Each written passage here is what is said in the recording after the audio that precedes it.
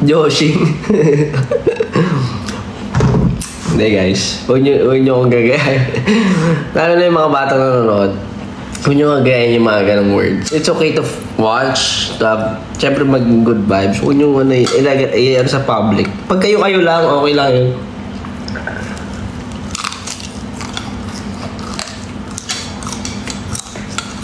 Pero alam ko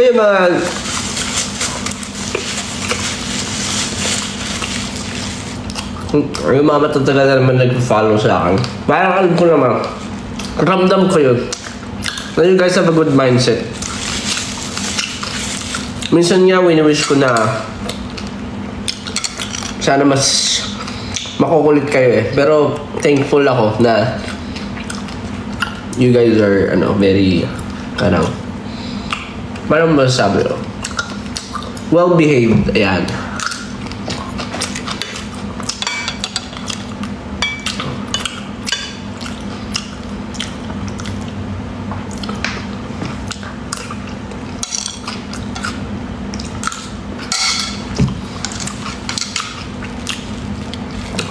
Very mature. Ang dami ko na kasi pinagdaanan guys eh. Nice. Minsan nga gusto kong yung tipong mag-reset ulit. Tapos lahat ng na-acquire ko sa buhay ko, gamitin ko para mas tama yung mga decisions ko. Kasi hindi rin naman lahat ng decisions ko tama. Hindi pa daw ako tapos kumain. Mabagal talaga kumain.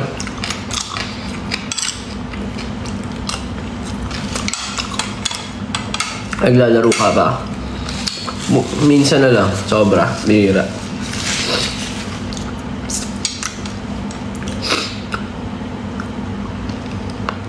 Well-behaved, di mature. Kayo naman yan eh. Again, preference nyo naman yan.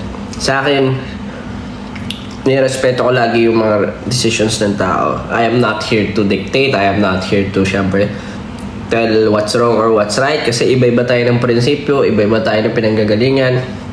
Basta, piece of advice lang yung binibigay ko lagi. Na hanggat maaari. Mas spread positivity. Pero ako, sa totoo lang, nang-aaway din ako, lalo na sa mga video games. Napaka-pangit din ng ng pagtatrash ko lagi. Pero I think video games kasi yun eh. Parang may unspoken or parang yun nga, unspoken rule ba tawag sa gano'n? Na yun eh, it's a friendly trash talk. Natatawa-tawa na lang kami kung kami lang, di ba? Kahit kaaway mo. Alam nila yun na we do it for fun. Ewan ko lahat hindi naman tayo super Pero yung pagkatapos yung mga easy, yung mga gano'n, di ba? Easy. Wala kayong kwenta, ang babano nyo, yung mga gano'n.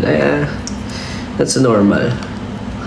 Kasi sa tagal ko naglalaro, alam ka naman pag tinash talk, iyak ako, di ba? Badum daw ako. Siyempre hindi. Nail art. Ayan, nail art. Kaso haba na ng nails ko, guys. Wala na, nag-overlap na. Nasisira na rin konti.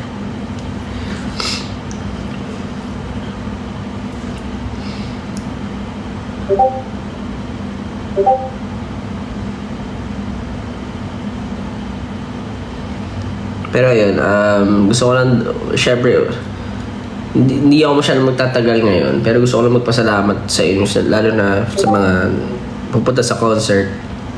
Kasi, medyo tight lang talaga yung time for preparation. And yung promotions ko talaga, tight lang talaga. Kaya na-appreciate ko kayo, promise. Lahat mabilis na nangyayari, lahat pinupush ko na mangyari.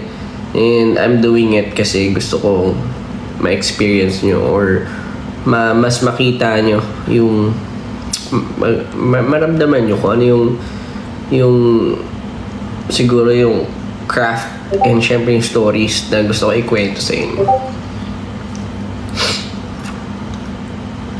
Pag tiniktok ko yung 1999, pansinin mo ha. Oo, basta TikTok nyo. Guys, kailangan nyo i-TikTok yung 1999 challenge. Kasi gamitin yung official audio dito. Kasi halos lahat nire-repost ko. Pag online ako Hindi naman lahat. Pero ano yung makikita ko, usually. Tsaka, make it witty as you can. Parang kung meron kayong naisip na kalokohan, pwede nyo gawin yun. And gagawa rin ako ng clean version soon. Re-release ko yan.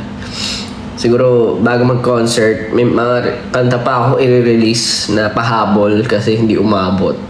Pero kasama dyan yung clean version.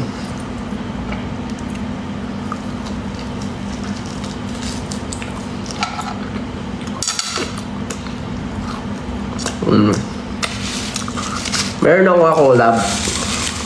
International artist. Kasama talaga siya sa album din na umabot. Sikat siya, very. As in.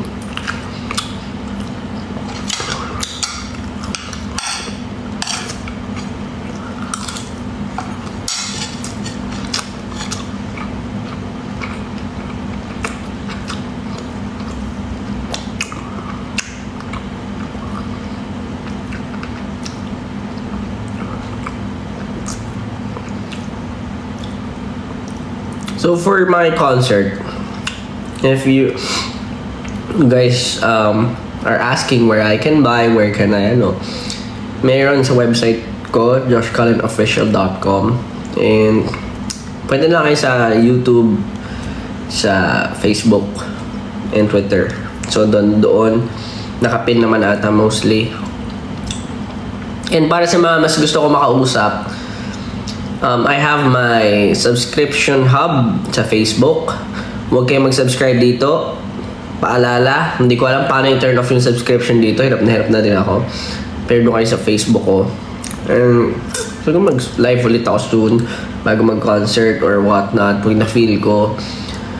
Pero for now, yun lang. Gusto ko lang makipagkwentuhan for a while. And gusto ko kayo makita lahat sa mga susunod na events and concert. Siyempre sa concert ko. Yun yung pinaghahanda ako so far na malaki ngayon.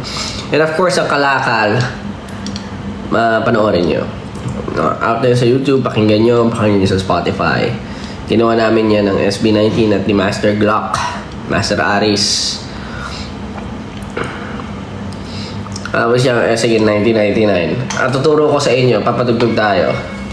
Pero dapat gawin nyo one try lang. So, tutorial ng 1999. Ganito siya.